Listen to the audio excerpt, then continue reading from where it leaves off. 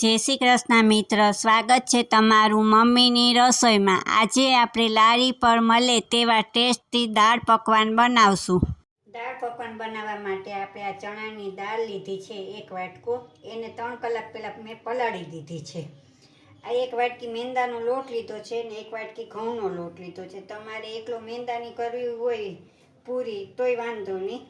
આ મરચાં ભૂકો 1 ચમચી લીધું છે, 1 ચમચી ધાણા જીરું લીધું છે, સ્વાદ પ્રમાણે મીઠું લીધું છે, આ 1 નાનું ટમેટું લીધું છે, આ 1 મરચું છે, આ હળદર છે, આ મોણ માટે તેલ લીધું છે, આ 1 ડુંગળી લીધી છે ને આ વઘાર માટે જીરું લીધું છે। હવે આપણે લોટ બાંધી લઈએ। આ બધો મેંદાનો લોટ આપણે કાથરોટમાં નાખી દઈએ। મેં ચારીને જ લીધા છે 2 લોટ ને આ ઘઉંનો લોટ નાખી દઈએ। સ્વાદ પ્રમાણે આપણે મીઠું નાખી દઈએ। થોડાક અજમા લીધા છે એ આપણે હાથેથી ક્રશ કરીને નાખી દઈએ। આપણે 2 ચમચી જેટલું તેલ મોણમાં નાખી દઈએ।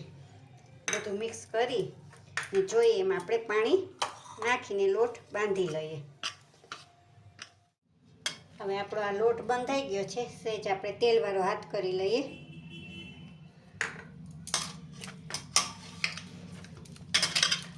હવે એને ઢાંકીને 5 મિનિટ આપણે રહેવા દઈએ। પૂરીનો લોટ હોય એવો જ આપણે બાંધવાનો હોય। હવે આપણે દાળ બાફી લઈએ। હવે આપણે આ કુકર લીધું છે, આપણે બધી ચણાની દાળ એમાં નાખી દઈશું। હવે આપણે આ 1 વાટકી છે તો 2 વાટકી પાણી નાખશું બાફવામાં।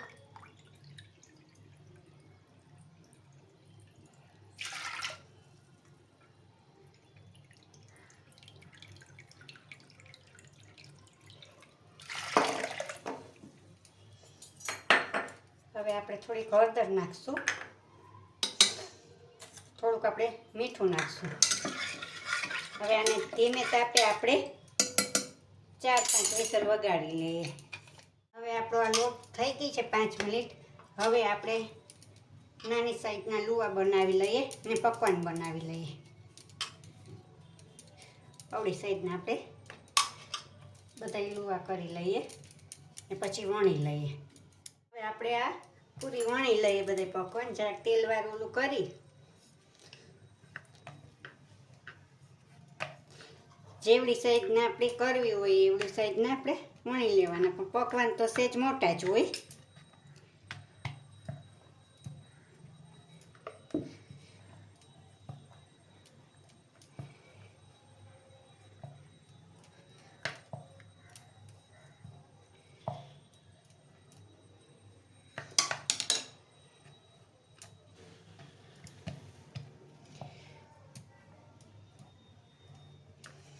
હવે એને આપણે ટાંકા આનેથી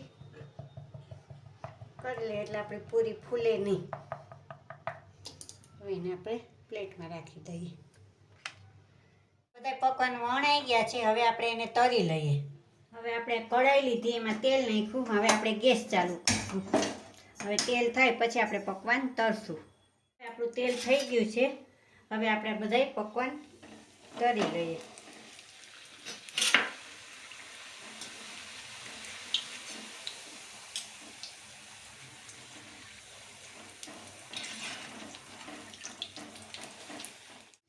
હવે આપણો આ પકવાન તળાઈ ગયું છે, 2 સાઈડ જોજો, 2 સાઈડ બ્રાઉન કલર કરવાની। હવે આ પ્લેટમાં કાઢી લીધી।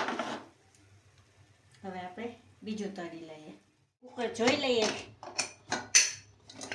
આપણી દાળ બફાઈ ગઈ છે। હવે એને આપણે વઘારી દઈએ।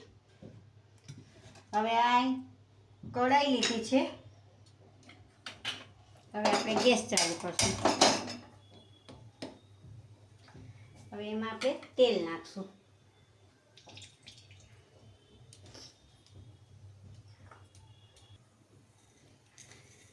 આપણું તેલ થઈ ગયું છે, આપણે જીરું નાખશું। ગેસ ધીમો કરશું। મીઠા લીમડાનું પાન નાખશું। આ હિંગ નાખશું।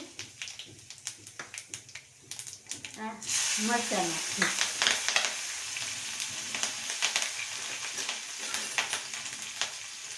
આપણે હલાવી લઈએ। હવે આપણે આ ડુંગળી નાખીશું.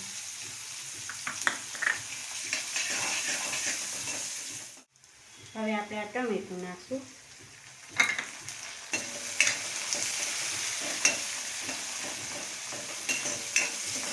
ડુંગળી ટમેટું બધું સતરાઈ ગયું છે. હવે એમાં આપણે મસાલા કરી લઈએ. આપણે 1 ચમચી મરચાંનો ભૂકો નાખ્યો, 1 ચમચી ધાણા જીરું,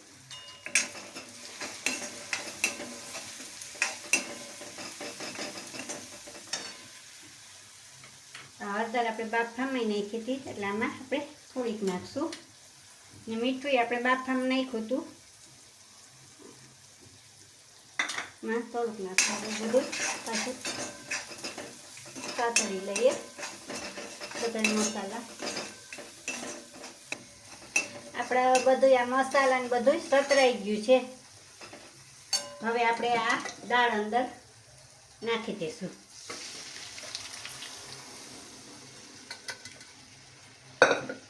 હવે આપણે બધું મિક્સ કરી લઈશું. તમારે જેવી જાડી આછી રાખવી હોય એ પ્રમાણે પાણી નાખવાનું.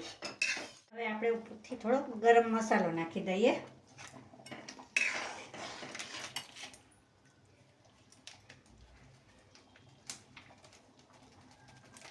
થોડોક આપણે આ આમચૂર પાવડર નાખ્યો.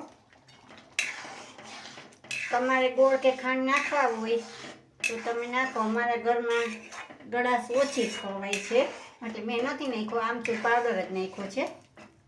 હવે આપણી આ દાળ બની ગઈ છે પકવાનની.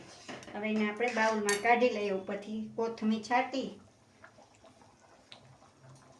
ગેસ બંધ કરી દઈએ. હવે આપણે ગેસ બાઉલમાં એને કાઢી લઈએ.